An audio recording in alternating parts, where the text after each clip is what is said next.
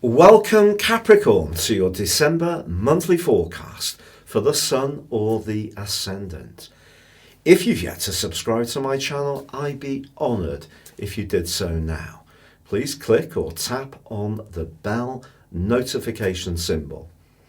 This month begins with the exciting arrival of Jupiter, the planet of growth, back into your sign for the first time in 12 years.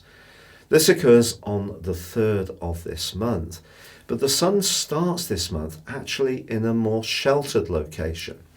But the irony of this month, Capricorn, for you, is that Mercury, the planet of communication, and Mars, the planet of drive and instant gratification, are actually in a very sociable part of your scope.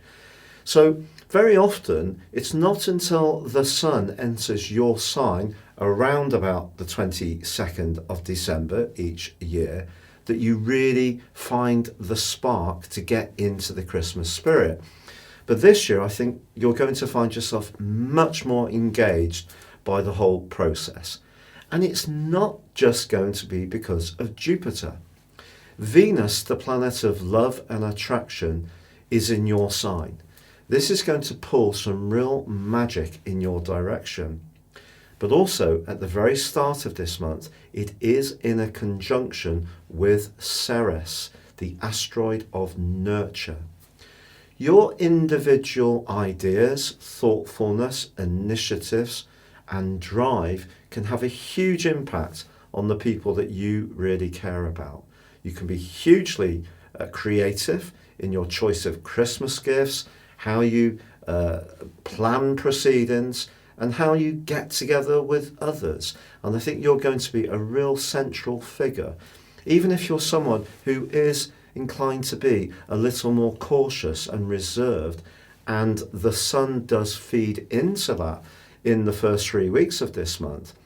I still feel that with Mercury speeding up in the sign of Scorpio and emerging from shadow on the 7th, if there has been a bit of a crosswired situation with one friend or a group of people since the end of October, or you have felt that your future direction was not quite as crystal clear as you would like, I think you are going to start to go forwards from that point.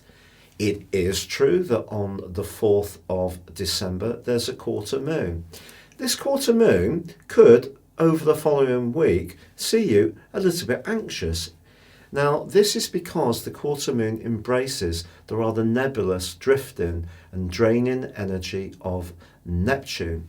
So it is going to be important not to get caught up or spend too much time with the people who you know tend to drain you of energy.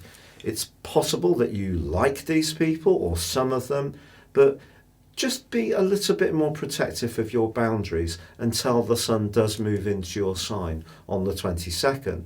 But there's still some beautiful influences, because from the 6th through to the 10th, Venus in your sign forges a quite magnificent link to Neptune. If you do need to speak to someone who you really think a lot of, you can find the most delightful mode of expression. So if it is somebody that you're really attracted to, then you could just really impress them with your sincerity, but also a degree of charm, your aura.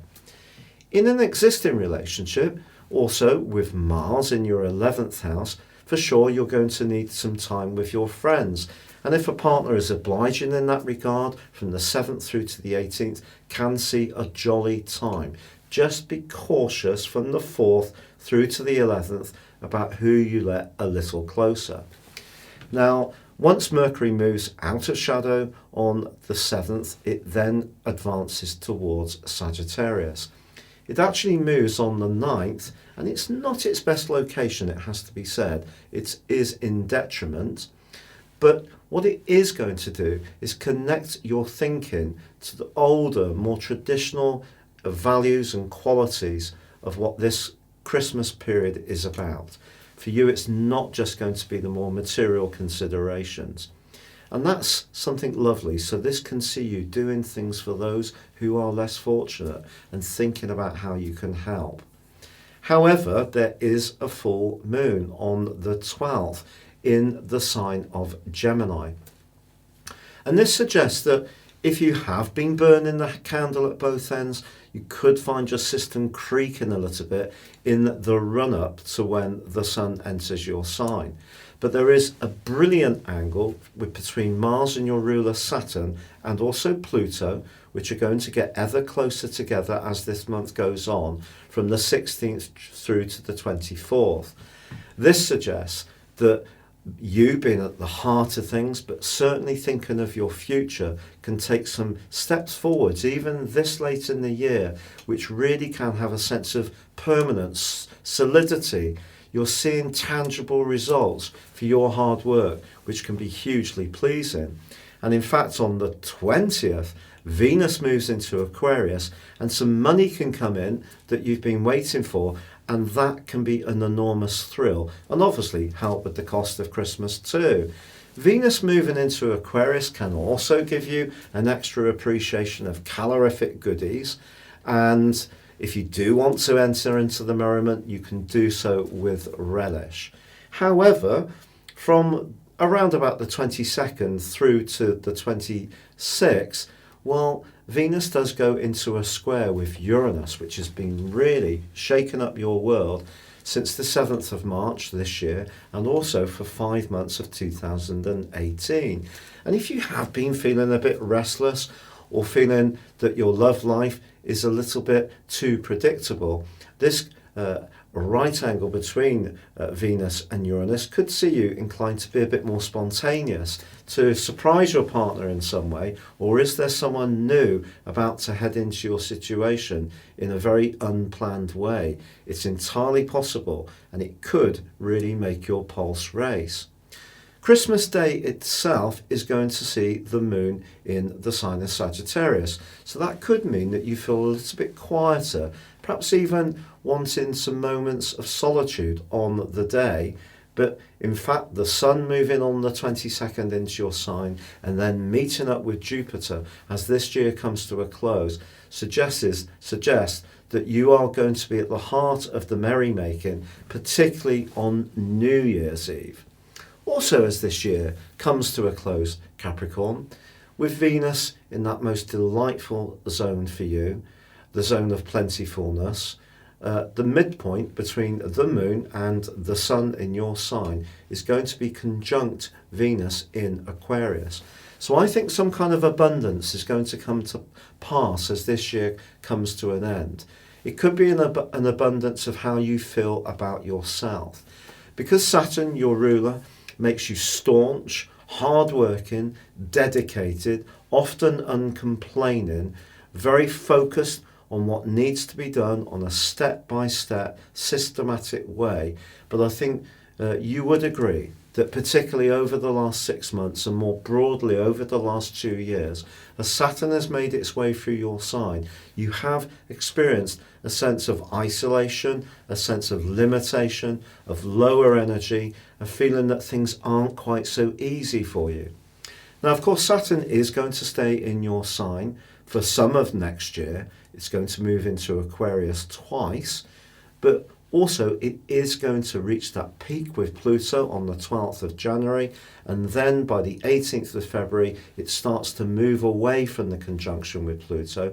So the pressure that you've been feeling to somehow change or evolve the basic foundations of your world are going to ease. But I think Jupiter, Venus and Ceres are going to bring a great deal more light and a lot more opportunity to be playful, to be much more free-spirited, even flirty. So if you find yourself mixing and mingling this month, it certainly won't be a surprise. If you'd like to know what 2020 would hold from a personal viewpoint, based on your time, date and place of birth, please see the link beneath this video. You can order your 12-month forecast, plus get the rest of 2019 free, and get 30% off. I'd also like to thank you very personally for all your watches over the last year. It really has been appreciated. You may know that I've gone through a bit of a tough time over the last 3 or 4 years with various personal, family and also health issues. But I've also had the joy of meeting and marrying my wife. And as we come into this new year, I'm going to be much more productive in YouTube, doing a lot more live stuff, and I'd very much like you to be part of that journey. But for now, I'd like to wish you a very happy Christmas and New Year. Goodbye.